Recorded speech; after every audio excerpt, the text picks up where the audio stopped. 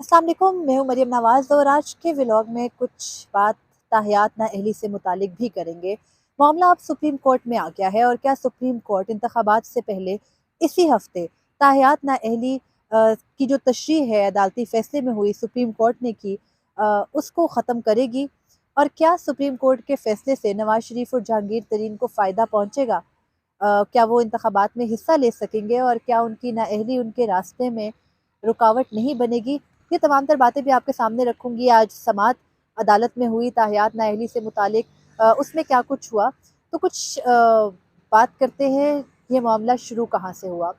11 दिसंबर 2023 को मामूल के मुताबिक सुप्रीम कोर्ट में अदालती कार्रवाई चल रही थी और एक केस था। सहाफ़ी अमूमी तौर पे उठ के चले जाते हैं जब मामूल के केसेस चल रहे हैं, नॉर्मल केसेस चल रहे हैं, कुछ पॉलिटिकल नहीं है। मैं रैंडमली बैठी थी क्योंकि इलेक्शन का एक मैटर लगा था और इंतखाबात सर पे भी हैं। तो ये एक मीर बादशाह कैसरानी की नाअहली से मुतालिक केस की समाअत शुरू होती है और उसमें अदालत को ये बताया जाता है कि मीर बादशाह कैसरानी 2007 में जाली डिग्री की बुनियाद पर 62(1)(f) के तहत नाअहल करार दिए गए। जबकि बाद में सुप्रीम कोर्ट ने 62(1)(f) की तशरीह कुछ यूँ की कि 62(1)(f) के तहत जो नाअहली है वो ताहियात होगी। इसलिए जो 2018 के इंतखाबात थे उसमें मीर बादशाह कैसरानी जो कि सियासतदान है, जनूबी पंजाब से उनका ताल्लुक़ है, उन्होंने जब अपने कागज़ात नामज़दगी जमा कराए तो उनके जो मुखालिफ उम्मीदवार थे उन्होंने लाहौर हाई कोर्ट में ये अपील दायर की उनके नॉमिनेशन पेपर्स एक्सेप्ट होने के ख़िलाफ़ कि ये तो नाअहल हैं और 62(1)(f) के तहत अब इनकी नाअहली ताहियात है, तो इनको जो है वो इंतखाबात में हिस्सा लेने की इजाज़त ना दी जाए। लाहौर हाई कोर्ट ने उनको इंतखाबात में हिस्सा लेने की इजाज़त दे दी और वो इस बुनियाद पर दी कि मुशर्रफ ने 2002 में कौमी और सूबाई असम्बली के जो उम्मीदवार हैं या जो जीत के आते हैं वहाँ पर उनके लिए कम से कम पढ़ाई की शर्त ग्रेजुएशन मुकर्रर की थी, जो कि बाद में कम करके मैट्रिक या उसको रिलैक्स कर दिया गया एज, पढ़ाई की जो थ्रेशोल्ड था उसको। तो इस बुनियाद पर क्योंकि वो अपनी मैट्रिक की जो डिग्री थी उस पर वो क्वालिफाई कर रहे थे, तो हाई कोर्ट ने मीर बादशाह कैसरानी को इंतखाबात लड़ने की इजाज़त दे दी और उनके खिलाफ उनके मुखालिफ कैंडिडेट इमाम बख्श कैसरानी ने यहाँ पर सुप्रीम कोर्ट में हाई कोर्ट के फैसले के खिलाफ दरख्वास्त दायर कर दी। अब जब सुप्रीम कोर्ट में मामला आया तो सुप्रीम कोर्ट में 2018 के बाद वो मामला 11 दिसंबर 2023 को 5 साल बाद टेकअप किया गया और जब टेकअप किया गया तो वो ऐसा वक्त था जब इंतखाबात में तकरीबन 2 माह बाकी थे और सुप्रीम कोर्ट से ही इंतखाबात की तारीख आ चुकी थी। तो इस केस को जब समाअत के लिए मुकर्रर करके सुना गया तो चीफ जस्टिस ने ये सवाल किया था कि अब तो इलेक्शन एक्ट में नाअहली की मुद्दत तय कर दी गई है। तो उस पर अदालत को बताया गया कि इलेक्शन एक्ट में हाल ही में पीडीएम की गवर्नमेंट ने 26 जून 2023 को तरमीम करके सेक्शन 232 शामिल किया है और उस सेक्शन 232 के तहत जो ये तमाम जो नाअहली के मुद्दत है यानी आर्टिकल 62(1)(f) के तहत भी जो नाअहली है उसकी कम से कम मुद्दत 5 साल होगी और ज़्यादा से ज़्यादा मुद्दत 5 साल होगी और कम से कम आर्टिकल 63 के मुताबिक वेरी करती हैं। खैर तब भी आर्टिकल 63 और 62 बड़ी मुफस्सिल अंदाज में डिस्कस हुआ था, लेकिन वो 3 रुकनी बेंच था, उसमें जस्टिस अतर मिनल्ला और justice Aminuddin Khan chief justice के हमरा हमरा थे और जस्टिस अतर मिनल्ला का तो स्टैंड ये था कि बस अब पार्लियामेंट ने जो तरमीम कर दी है वही चलेगी। जो सुप्रीम कोर्ट का ऑर्डर है यानी जो 5 रुकनी बेंच था सुप्रीम कोर्ट का समीउल्लाह बलोच केस में, उसका ऑर्डर नहीं चलेगा। लेकिन चीफ जस्टिस काजी फैज़ ईसा ने इस चीज़ को बैलेंस आउट किया और उन्होंने कहा कि हमें देखना होगा कि जब सुप्रीम कोर्ट की जजमेंट्स भी मौजूद हैं और दूसरी जानिब इलेक्शन एक्ट में तरमीम कर दी गई है, तो फिर सुप्रीम कोर्ट के फैसले चलेंगे या फिर पार्लियामेंट का बनाया हुआ कानून। इस चीज़ के ऊपर अटॉर्नी जनरल और एडवोकेट जनरल्स को नोटिस किए गए, इलेक्शन कमीशन को भी नोटिस किया गया और अखबार में नोटिस शाये किए गए कि जो भी फरीक समझता है कि वो इस केस के अंदर हिस्सा बनना चाहता है या अपनी राय से अदालत को आगाह करना चाहता है तो वो कर सकता है। खैर ये मामला चला, आज इस केस की समाअत हुई। गुज़िश्ता रोज़ 7 रुकनी लार्जर बेंच चीफ जस्टिस ने अपनी सरबराही में बनाया और उस बेंच के अरकान के ऊपर सोशल मीडिया के ऊपर पहले ही काफ़ी तनकीद होती रही, लेकिन खैर सुप्रीम कोर्ट के बेशतर जजेस का ये मौक़िफ़ रहा है और वो मुख्तलिफ़ मौक़ों पर मुख्तलिफ़ केसेस के दौरान इसका इज़हार भी कर चुके हैं कि जो ताहियात नाअहली से मुतालिक सुप्रीम कोर्ट की तशरीह है, ये ड्रैकोनियन है और ऐसे नहीं होना चाहिए। यानी आप किसी चीफ जस्टिस उमर अता बंदयाल ने ये कहा था कि आप किसी सियासतदान को सियासी मौत मार देते हो जब उसको ताहियात नाअहल कर देते हो। लेकिन आज अदालत में मखदूम अली खान ने ये कहा कि समीउल्लाह बलूच केस के जजमेंट लिखने वाले जज चीफ जस्टिस रहे, यानी वो चीफ जस्टिस उमर अता बंदयाल ही थे और उन्होंने फैसल वाउडा केस के अंदर अपना ही मौक़िफ़ तब्दील भी किया। और फैसल वाउडा से पहले भी सुप्रीम कोर्ट में नाअहली के केसेस आए थे जिसमें चीफ जस्टिस ने ड्रैकोनियन कहा था 62(1)(f के तहत ताहियात नाअहली को। चीफ जस्टिस उमर अता बंदयाल थे, लेकिन अपने दौर में उन्होंने सुप्रीम कोर्ट बार समेत जो ये इमाम बख्श कैसानी वाला भी केस है, इसको मुकर्रर करके अपने फैसले की दुरुस्तगी नहीं की और इस दुरुस्तगी का सेहरा अब चीफ जस्टिस काजी फ़ाइज़ ईसा अपने सर सजाने को हैं। और उन्होंने आज नोटिस कर रखा था विफाक को और सूबाई हुकूमतों को। तो आज जब समाअत शुरू हुई तो अटॉर्नी जनरल ने अदालत को ये बताया कि वो ये समझते हैं, उनसे ये पूछा गया, सवाल पूछा गया कि आप इलेक्शन एक्ट की हिमायत करते हैं या फिर आप सुप्रीम कोर्ट के फैसलों के फेवर में जाएंगे। तो अटॉर्नी जनरल ने ये कहा कि पहले तो वो अदालत से ये इस्तदा करते हैं कि अदालत जो समीउल्लाह बलोच में आर्टिकल 62(1)(f की ताहियात नाअहली की तशरीह कर चुकी है, अपने उस फैसले का दोबारा जायज़ा ले। और उसके अलावा उन्होंने ये कहा कि जो आर्टिकल 62(1)(f से मुतालिक जो उनका स्टैंड है वो कुछ यूँ है कि अब इलेक्शन एक्ट में तरमीम हो चुकी है और इलेक्शन एक्ट एक वफाकी कानून है और वो उसकी हिमायत करेंगे। यानी उनकी बात का मकसद ये है कि जो नाअहली की मुद्दत है वो ज़्यादा से ज़्यादा 5 साल हो सकती है, इससे ज़्यादा नहीं, क्योंकि अब कानून साजी हो चुकी है। खैर, अदालत ने फिर इस केस को आगे बढ़ाया, आर्टिकल 62 पढ़ा गया, आर्टिकल 63 पढ़ा गया। चीफ जस्टिस ने इन दोनों में फ़र्क भी पूछा। उनको बताया गया कि आर्टिकल 62 जो है वो क्वालिफ़िकेशन से मुतालिक है, तो आर्टिकल 63 डिसक्वालिफ़िकेशन से मुतालिक है और उसकी ज़ेली शिकें हैं जिनमें क्वालिफ़िकेशन और डिसक्वालिफ़िकेशन के मुख्तलिफ ग्राउंड्स दर्ज हैं। तो चीफ जस्टिस ने वही सवाल किया जो उन्होंने पिछली समाअत पे भी किया था कि आर्टिकल 62 के अंदर आपने दर्ज किया है कि फ़लाँ शख्स का किरदार अच्छा होगा, यानी 62 की जो ज़ेली शिकें हैं 62(1) की ABCDEFG तक, H तक आई थिंक, उन सब के अंदर क्या दर्ज है कि एक शख्स मुल्की सालमियत का ख्याल रखेगा, आइडियोलॉजी के अगेंस्ट नहीं जाएगा, फ़ाइन वो कौमी असम्बली या सूबाई असम्बली के लिए क्वालिफ़ाई कर सकता है। दूसरी चीज़ ये कि कोई शख्स अगर इस्लामी इक़दार के ख़िलाफ़ जाएगा या इस्लाम के अहकामात के ख़िलाफ़ जाएगा तो वो मेंबर पार्लियामेंट नहीं बन सकता और एक शख्स को सादिक और अमीन होना चाहिए। आर्टिकल 62(1)(f के तहत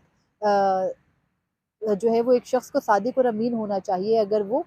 मेंबर पार्लियामेंट या लोगों का मुंतखब नुमाइंदा बनना चाहता है। तो चीफ जस्टिस काजी फ़ाइज़ ईसा जो पहले ही इस तशरीह से या इन ज़ेली शिकों से ख़ाइफ़ थे, आज उन्होंने सवाल किया कि ये किसने शामिल की हैं ये सारी शिकें। तो उस पर मखदूम अली खान जो कि जहांगीर खान तरीन के वकील हैं, उन्होंने अदालत को बताया कि ये ज़िया के दौर में शामिल हुई थी। तो चीफ जस्टिस ने कहा कि ज़िया तो खुद जो है वो डिक्टेटर था, वो डिक्टेटर जिसने आइन तोड़ा, जिसने जजेस को घर भेजा, जिसने आइन शिकनी की और वो आइन शिकनी का मुर्तकिब हुआ। तो क्या ये आयरनी नहीं है कि वही शख्स आर्टिकल 62 में 1985 में सदारती ऑर्डर के तहत ये तमाम शिकें शामिल करवाता है और किरदार से मुतालिक जो है वो तमाम तर जो थ्रेशोल्ड्स हैं वो तय कर लिए आइन के अंदर। जबकि जो आइन की प्लेन रीडिंग है, जो कि आइन ओरिजिनल आइन था 1973 का, उसमें ये तमाम तर जो है वो जिसे कहते हैं पॉइंट्स शामिल नहीं थे या ये तमाम तर थ्रेशोल्ड्स नहीं थे किसी भी शख्स की क्वालिफ़ाई करने के लिए पार्लियामेंट में। तो ये मामला चीफ जस्टिस काज़ी फ़ाइज़ ईसा ने पहले भी उठाया था, आज भी उठाया और आज उन्होंने मुख्तलिफ मिसालें भी दी। उन्होंने कहा कि ये कैसे तयन किया जा सकता है कि किसी शख्स का किरदार क्या है। अटॉर्नी जनरल से पूछा कि आपका किरदार अच्छा है, जिस पर अटॉर्नी जनरल कुछ कहने लगे तो चीफ जस्टिस ने रोक दिया कि नहीं आप इस बात का जवाब नहीं दें, मैं मिसाल दे रहा हूँ कि जो आपके हामी लोग होंगे वो कहेंगे कि हाँ इस शख्स का किरदार अच्छा है, जो मुखालिफ होंगे वो कहेंगे नहीं ये शख्स बहुत ही हॉरिबल कैरेक्टर का है। उन्होंने अपनी मिसाल भी दी और कहा कि अगर कोई मुझे कहे कि मैं जो ये तशरीह लिखी है कि फॉर एग्ज़ाम्पल अगर कोई शख्स इस्लामी अहकामात पर मुकम्मल उतरता है और किसी इस्लामी जो मुख्तलिफ अहकामात या इंजंक्शंस हैं उनकी नफ़ी किसी भी वक्त नहीं करता, तो फिर वो मेंबर पार्लियामेंट बन सकता है। तो उन्होंने कहा अगर ये थ्रेशोल्ड मेरे ऊपर लगाया जाए तो मैं तो उस पर क्वालिफ़ाई नहीं करता। उसकी रीज़न ये है कि फॉर एग्ज़ाम्पल इस्लाम में इसराफ़ चीफ जस्टिस ने कहा उसकी इजाज़त नहीं है। लेकिन कोई शख्स वज़ू करते हुए पानी ज़ाया करता है और वो इसराफ़ के ज़ुमरे में आता है, तो क्या वो फिर क्वालिफ़ाई नहीं करता? और फिर चीफ जस्टिस ने ये भी कहा कि सादिक और अमीन के अल्फ़ाज़ एक हस्ती से मंसूब हैं, यानी हज़रत मोहम्मद सल्लल्लाहु अलैहि वसल्लम से मंसूब अल्फ़ाज़ को आप किसी एक शख्स के लिए इस्तेमाल कैसे कर सकते हैं? और फिर चीफ जस्टिस ने ये भी कहा कि अगर वो नॉमिनेशन पेपर्स जमा कराएँ और कोई शख्स उनके ऊपर एतराज़ करे कि नहीं कादिफ़ अदीसा का किरदार अच्छा नहीं है, तो उन्होंने कहा मैं एक्सेप्ट कर लूँगा क्योंकि कहीं न कहीं मैंने गलती की होगी, कहीं लाइट ऑन छोड़ी होगी, कहीं पानी ज़ाया किया होगा, कहीं इसी तरह की छोटी-छोटी रॉन्ग डूइंग्स हम करते रहते हैं। और उन्होंने कहा कि बड़े-बड़े इमाम और बड़े-बड़े जो हाफ़िज़ होते हैं, उनसे भी गलतियाँ होती हैं, उनके भी मरने पे हम उनकी मग़फ़िरत की दुआ करते हैं, तो ये कैसे हो सकता है कि आप एक शख्स को मासूम या सादिक या अमीन कहें? तो ख़ैर अब कुछ लग ये रहा है अदालत का मूड कि कहीं अदालत इस तरफ जा रही है कि जो सदारती ऑर्डर्स के तहत आइन में तरमीम की गई ज़िया दौर में, शायद अदालत उन्हीं को ख़त्म करना चाहती है, कुछ मूड ऐसा दिखा। उसके अलावा जस्टिस मंसूर अली शाह ने ये सवाल किया और वो केस के मेरिट्स के ऊपर भी था, जो मौजूदा मीर बादशाह केसरानी का केस है और फिर दीगर तमाम दरख्वास्तें भी हैं, जिनमें सुप्रीम कोर्ट बार की दरख्वास्त भी है और सुप्रीम कोर्ट ने अब तमाम तर जो नाअहली के केसेज़ हैं उनको क्लब कर लिया है। तो उन सब केसेज़ का से मुतालिक जस्टिस मंसूर अली शाह ने ये सवाल किया कि आइन में जब एक आर्टिकल के अंदर मुद्दत दर्ज नहीं है, तो ये कैसे अज़्यूम कर लिया सुप्रीम कोर्ट ने कि वो नाअहली जो होगी वो ताहयात होगी। और फिर जब एक शख्स अपनी सज़ा मुकम्मल कर लेता है, फॉर एग्ज़ाम्पल किसी शख्स ने झूठ बोला है, झूठ बोलने की सज़ा उसने मुकम्मल कर ली है, तो क्या वो ताहयात नाअहल रहेगा? और दूसरी जानिब आर्टिकल 63 में जो है वो मुख्तलिफ मुद्दत दर्ज है, यानी जो शख्स ये एक्ट करेगा, मुल्क के खिलाफ जाएगा, मुल्क के साथ गद्दारी करेगा तो 5 साल की सज़ा है। अगर कोई शख्स कोई माइनर गलती करता है तो 2 से 3 साल की भी नाअहली की सज़ा है। तो उन्होंने कहा कि ऐसा होगा कि जिस शख्स ने झूठ बोला या जिस शख्स ने कत्ल किया, वो 5 साल के बाद दोबारा इंतखाब लड़ सकता है, लेकिन अगर किसी ने झूठ बोला है तो नहीं, वो ताहयात नाअहल है। तो ये मामला आज अदालत ने सवालात उठाए। अटॉर्नी जनरल ने भी एक मौके पर ये कहा कि ये कैसे हो सकता है कि एक शख्स जो है वो उसके ऊपर कोई मुकदमा दर्ज हुआ और वो 3 साल की सज़ा के बाद दोबारा असेंबली में आ गया, लेकिन एक शख्स के खिलाफ कोई मुकदमा नहीं हुआ और पता नहीं उसके खिलाफ क्या हुआ कि डिक्लेरेशन आ गई और फिर वो ताहयात नाअहल हो गया। तो अदालत की भी यही जो है वो मोरलेस राय है, यानी जजेस कन्विंस दिखाई देते हैं ऑलरेडी इस पॉइंट के ऊपर कि ताहयात नाअहली ख़त्म होगी। तो ये तो सबको मालूम है कि अब ताहयात नाअहली ने वंस फॉर ऑल ख़त्म हो जाना है और अदालत ने इस कानून की गुंजाइश या इस सज़ा की गुंजाइश ही ख़त्म करनी है। लेकिन चीफ जस्टिस काज़ी फ़रीद ईसा केस की समाअत के आखिर में थोड़े से जिसे कहते हैं ना कॉन्शियस भी हो गए। उन्होंने कहा कि हम मीडिया और सोशल मीडिया को कंट्रोल नहीं कर सकते, लेकिन जो ये तासुर दिया जा रहा है ना कि ये केस किसी एक सियासी जमात या किसी एक सियासी ग्रुप को फ़ायदा देने के लिए लगाया गया है, तो ऐसा नहीं है। और चीफ जस्टिस ने कहा कि ये एक आइनी मसला है, आइनी तशरीह का मामला है और हमने इस केस को इसलिए अपने सामने मुकर्रर किया है और अब हम इसकी समाअत करके इस मसले को वंस फॉर ऑल ख़त्म करना चाहते हैं। तो आज अदालत में जो दोनों केसेस थे उसमें अदालत ने यही इंटेंशन शो की कि हम ख़त्म करना चाह रहे हैं ये जो भी मसला हमारे सामने मसाइल बार-बार उठ के आते हैं उनको। लेकिन ये भी पूछा चीफ जस्टिस ने कि क्या कोई ताहयात नाअहली के हक़ में भी है? तो उसमें जो समीउल्लाह बलोच के भाई थे सनाउल्लाह बलोच, वो आए और वो मेंबर पार्लियामेंट भी रहे हैं और उन्होंने अदालत के सामने ये कहा कि जब तक आपके समीउल्लाह बलोच वाली जजमेंट मौजूद है, तब तक नाअहली जो है 62(1)(f) के तहत वो ताहयात ही होगी। तो अदालत ने उनका भी मौक़िफ़ सुनने का कहा है और तमाम तर जो मौजूदा पिटिशनर्स हैं उनको ये कहा है कि वो अपने-अपने जवाबात अदालती सवालात पर तैयार कर लें और अदालत को परसों आके मुख्तसर अल्फाज में बता दें कि उनका मौक़िफ़ क्या है, क्योंकि अदालत चाहती है कि उसको परसों ही डिसाइड कर ले। यानी अदालत आइनी मामले को पर फैसला भी करना चाहती है, परसों ही करना चाहती है, लेकिन वो किसी सियासी जमात से को फ़ायदा पहुँचाने के लिए नहीं है। अब सोशल मीडिया के ऊपर जो तनकीद चल रही है, वो इस पॉइंट के ऊपर चल रही है कि इंतखाबात में सिर्फ़ अब तो 1 माह बाकी रह गया है, ठीक है? और 1 माह से पहले अभी इलेक्शन प्रोसेस चल रहा है। जहांगीर तरीन और Nawaz Sharif main stake holders हैं, 2 बड़ी सियासी जमातों को रिप्रेज़ेंट करते हैं, उनके सरबराह हैं और दोनों ताहयात नाअहल हैं और सुप्रीम कोर्ट के फ़ैसलों से नाअहल हैं और दोनों अपने फ़ैसलों के ख़िलाफ़ सुप्रीम कोर्ट में पहले रेमेडी भी अवेल कर चुके हैं और अब इस केस में भी आ चुके हैं।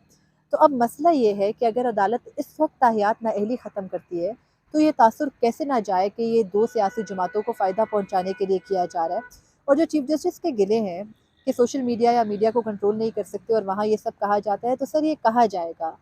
और ये इसलिए कहा जाएगा कि आपके पास अक्टूबर, नवंबर, दिसंबर 3 माह थे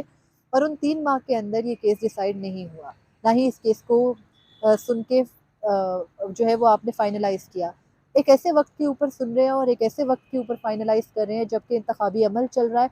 और इंतखाबात सर पे हैं और इन मखसूस अफराद जिनका मैं ज़िक्र कर रही हूँ, नवाज़ शरीफ और जहांगीर तरीन, वो इंतखाबात लड़ना चाहते हैं और इस फैसले से उन दोनों को फ़ायदा भी पहुँचेगा। तो अदालत को चाहिए था कि वो अपने केस फिक्सेशन की टाइमिंग्स देख लेती और बेशक जैसे इंतखाबात से मुतालिक दीगर केसेस को ये कहकर मुलतवी किया गया है कि वो इंतखाबात पर असरअंदाज हो सकते हैं, तो ये केस भी इंतखाबात पे किसी न किसी हद तक असरअंदाज हो रहा है, तो इसको भी आप 9 फरवरी को सुन सकते थे, 8 फरवरी के बिल्कुल अगले ही दिन अगर कोई बहुत जल्दी थी। लेकिन ज़ाहिर है कि टाइमिंग ऐसी है कि तनकीद करने वाले तनकीद करते हैं और उनकी तनकीद बजा भी है, क्योंकि ये वो तमाम मामलात हैं जो इस अदालत में पिछले तकरीबन 3-4 साल से बार-बार आ रहे हैं और मज़म्मतें तो जज कोर्ट में बैठ के कर रहे थे लेकिन केस फिक्स करके उसको डिसाइड नहीं कर रहे थे। तो इस पॉइंट के ऊपर, इस मौके के ऊपर आके इस केस का लगना सवालिया निशान है। लेकिन अब देखना ये है कि सुप्रीम कोर्ट ने इस केस को परसों तक मुलतवी किया है और ये इंदिया दिया है कि हम परसों ही इस केस की समाअत को मुकम्मल करना चाहते हैं, तो क्या होगी? और अगर होगी तो अदालत फिर क्या तमाम जो सदारती ऑर्डर्स थे या इस तरह की तरामीम थी जिनके तहत आइन में एम्बिगुइटी आई, उन सब से मुतालिक भी कोई ऑब्जर्वेशन देगी या नहीं? सिर्फ अपने जो फैसले हैं उनका दोबारा जायज़ा लेगी और उन तमाम का जो अपने जो फैसले हैं उनका असर ख़त्म कर देगी, क्योंकि चीफ जस्टिस काजी फ़ाइज़ ईसा अक्सर ये कहते हैं कि कानून वो होता है जो पार्लियामेंट बनाती है, बल्कि और जो ये जज मेड लॉ है ये कुछ नहीं होता। हालांकि जस्टिस एजाजुल एहसन और जस्टिस मुनीब अख्तर का मौक़िफ़ मुख्तलिफ था supreme court practice and procedure act के केस के अंदर भी, कि जज मेड लॉज भी होते हैं। तो खैर उनमें से कोई भी जज इस बेंच का हिस्सा नहीं है, तो जो भी डिसीजन आएगी वो 7-0 से ही आएगी। लेकिन वो आएगी कैसे, ये अदालत को देखना होगा। फ़िलहाल आज के लिए इतना ही था। मुझे इजाज़त दीजिए। अल्लाह हाफ़िज़।